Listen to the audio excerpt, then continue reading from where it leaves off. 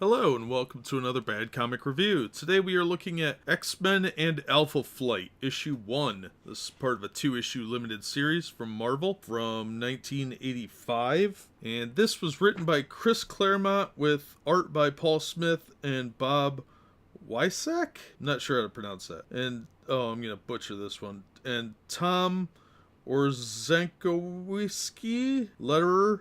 Sorry, Tom. And colorist was Glynis Oliver, and edited by two of the greatest editors in Marvel and DC history, Ann Nocenti and Denny O'Neil, and Jim Shooter, editor-in-chief. This is from what I think is the classic days of the X-Men. Claremont was the X-Men writer. Some of the terminology is a little dated because slang changes and things like that, but this is a nicely written story. We start out with Scott Summers, having recently departed the X-Men, flying a plane with his special lady Magdalene, and they are flying a couple of scientists to a camp when suddenly there's a flash of light, but Scott's seen something like it before when Shaman of Alpha Flight had attacked the X-Men. Now, the plane, obviously something happened to it because we saw this flash of light. Well, we don't know exactly what happened yet. We cut over to some of the X-Men goofing off, well, the New Mutants like Illyana, Magic, and some of the others, and they know something's afoot, so they head over to the X-Mansion where Kitty Pryde is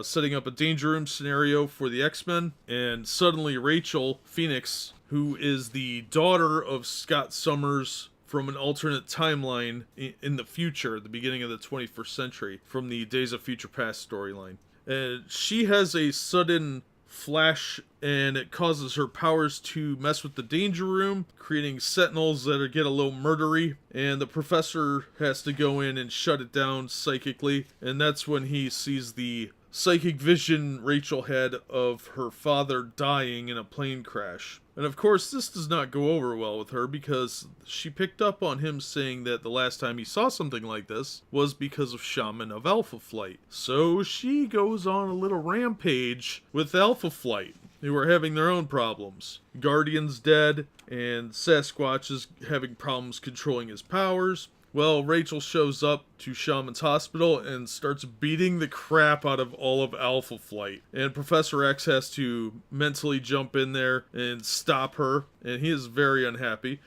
This is at a point where he could walk again. These sort of things come and go. You just have to kind of ride with it. There's a lot of backstory here that really isn't necessary but does help to know.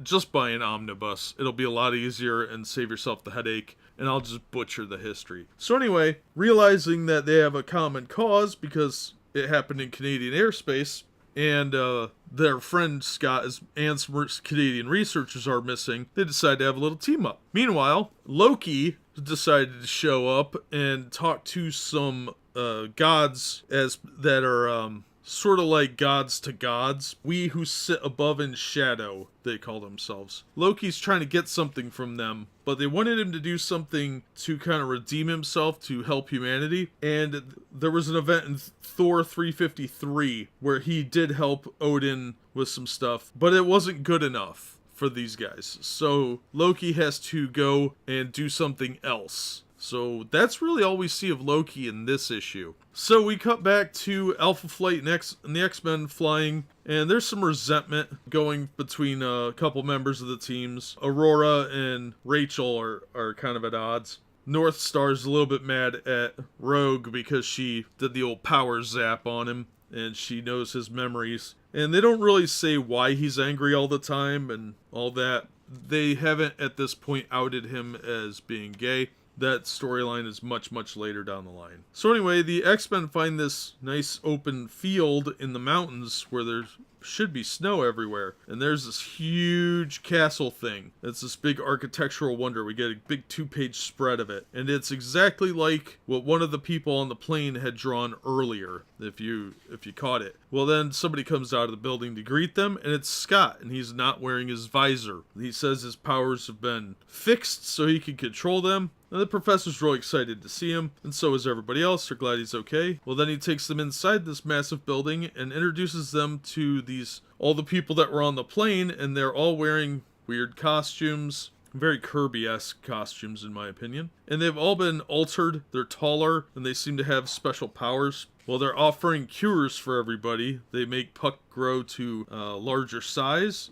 curing his dwarfism. Which I think he actually was like normal sized non-dwarf at some point. So that was interesting. He's a little off balance, and they fixed Sasquatch so he's not angry all the time and like a cheap furry Hulk knockoff. And they put Aurora's brain back together so she doesn't have split personalities. But a couple of them are still kind of suspicious. Shaman knows something kooky's going on. Professor X is a little hesitant, and I think Wolverine's kind of onto it too, that something that just isn't quite right. Well, they offer these cures to everybody. Rogue takes it, and she can now touch people, and she smooches with North Star, much to his discomfort. But then they go down, and they're sitting around this table, and Professor X tries to scan Magdalen's mind, and he finds a third consciousness between her and Scott, and it's a baby, but it's not a girl, which of course upsets Rachel because she was the only child, and now she heard the words "a boy." So that means she won't be born in this timeline, and that means she will never exist because she was the firstborn and only born. So she runs off in a very upset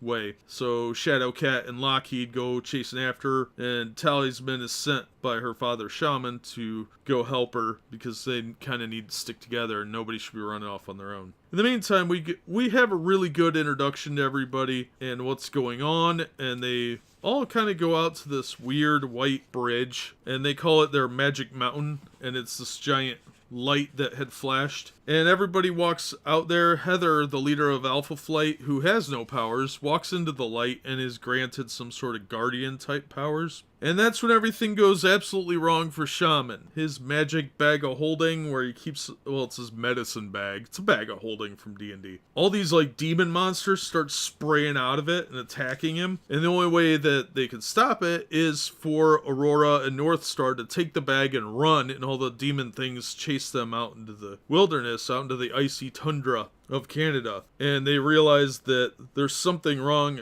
with Shaman, and he may be dying. And one of the other ones was missing. Snowbird turned up missing. She was really sick. But yeah, you get a great introduction to everyone. They say their real names and their superhero identities, and you get that for just about every major player. It's really cool. There's a lot of story here, and it really feels like it's definitely a good two-parter. Not a lot of super dynamic superhero-y action, but it's got a great story. There's a lot of dialogue, which will turn a lot of people off, but that's kind of Claremont's thing, is character development. And you get a lot of character development. You don't have to be familiar with this entire period of time to appreciate what's going on with everybody and who they are. I like that quite a bit, and it's really nice to see a good built-up story instead of a lot of the boring stuff. It's actually doesn't feel boring at all. There's a lot going on. It's very well paced, and it definitely feels like a good story. So if you get a chance, you can track this down real cheap. It's not an expensive title. I think the most I've seen it go for is about $3 an issue, which is still cheaper than a new comic, and it's thicker than your average comic book. It comes in at around 48 pages, and for its time, it was pretty expensive and a slightly higher quality of paper and ink. So